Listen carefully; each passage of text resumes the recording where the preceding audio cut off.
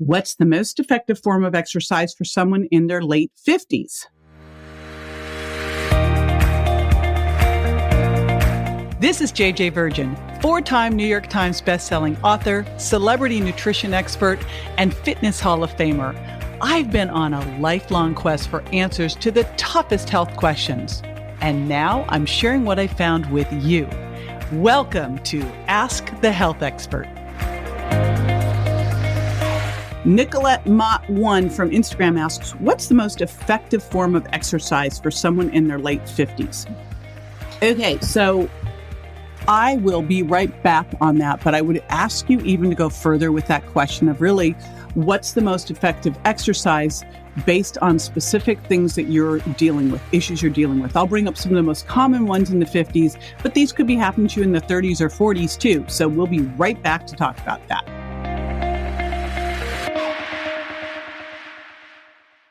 Are you losing weight, but you can't seem to lose your waist? Well, you may be a sugar burner and you want to make that shift to being a fat burner. The name of the game is being metabolically flexible, but of course, we first need to know your starting point. So I've made it easy for you to figure that out. All you need to do is take my Are You a Sugar Burner or a Fat Burner quiz to figure it out. So to do that, go to jjvirgin.com/sugar quiz. That's jjvirgin.com/sugar quiz so you can get started on the road to losing that belly fat.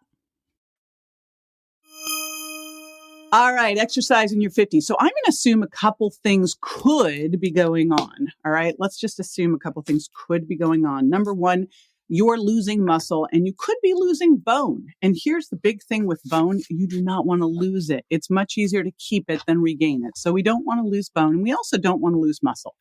And that whole thing of if you're not using it, you're losing it. Well, that is super true as we age. So let's not do that on my watch. Okay. So that's the first thing. Flexibility could be an issue here too. So that's another one. And possibly gaining some body fat. So there's another one. So let's look at what we can do that could help all of those things. And what I would say is I don't really do much different stuff. What's interesting for me is I'm in my 50s. What I did in my 20s, I've actually got lower body fat in my 50s than I did in my 20s. I'm 13% body fat. And I work out about 25% as much as I used to. You're going, huh? Head scratcher. Here's why. Because I learned the right type of exercise to do. So here's what I tell you.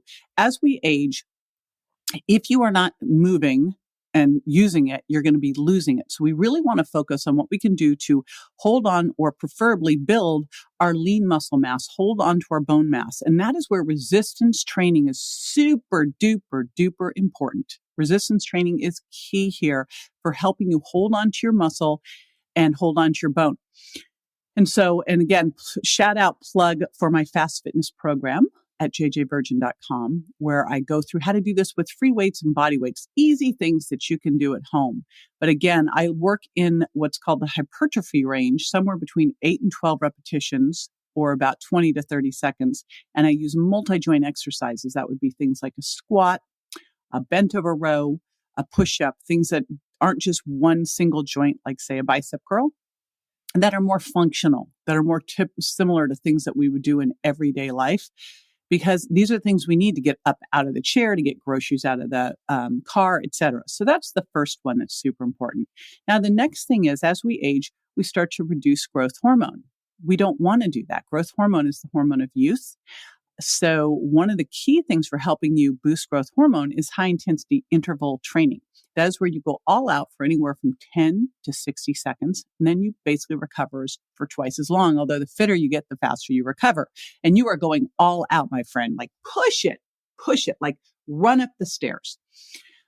Cycle as hard as you can. And what's cool about high intensity interval training is, it never gets easier. That's not necessarily cool. You're like, that's great, JJ. No, but it never gets easier. You get stronger, but you keep pushing.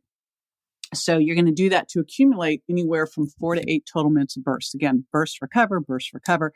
That triggers the release of lactic acid that triggers the response of your body producing more growth hormone. So super important. Another really important thing for 50 plus is, and this is, all these things apply for all of us at any age, by the way, is making sure that you also recover well. We focus so much on the workout, but the recovery is just as important. When you sleep is when you're going to repair muscle, raise growth hormone, etc. So sleeping, restorative sleep, super key. And one other thing that I'm really kind of mad at myself for, so don't let this happen to you, is I actually was a gymnast and an acrobat. I know this is crazy. When in my, from the age of basically 4 to 20, I was a gymnast and an acrobat. And I'm 6 feet tall, so this is a little bit ridiculous, but I would do like tricks off of stairs, off of fences, off of barrels. We would go to old senior citizens homes and we would do this stuff. And then I was wondering why my son wanted to do tricks off of barrels and stuff, because he did too, which was kind of funny. But anyway, I was the first tricker, I guess, way back when, or parkour or free runner.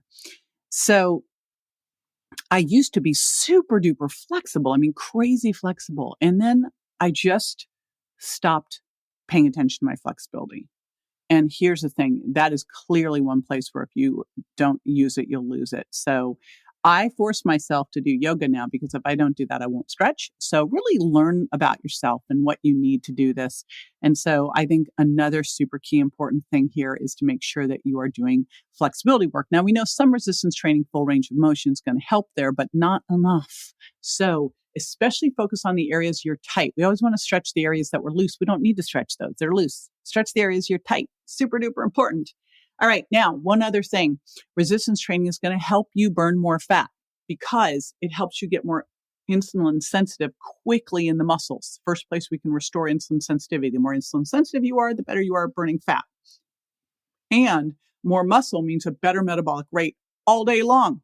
Okay. So resistance train, HIIT training, and get that flexibility in. There you go. Now, the most important part of this equation is you taking action. This is JJ with Ask the Health Expert. I do this 5 times a week, so make sure you never miss a show by going to subscribetoJJ.com.